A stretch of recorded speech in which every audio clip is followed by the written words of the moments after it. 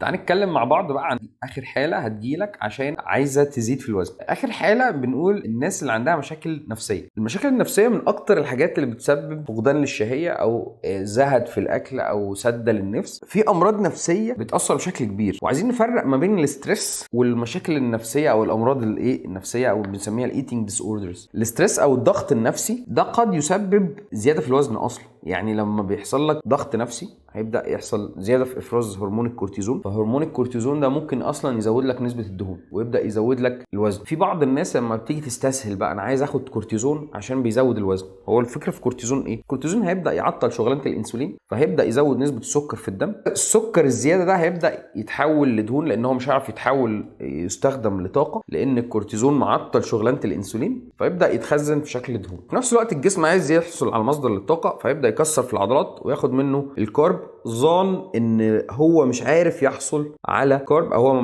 ما فيهوش كارب عنده في جسمه لانه ما بيتحرقش ويديني طاقه، فخلاص هتصرف واجيب كارب، فيكسر العضلات ياخد الاحماض الامينيه ويحولها للكبد للجلوكوز، فيبدا يحصل زياده في الدهون نتيجه ان السكر مش عارفين نستخدمه فبتحول لدهون، وبيحصل نقص في العضلات نتيجه تكسير العضلات وتحويلها برضو لسكر، واللي بتحول في الاخر لدهون.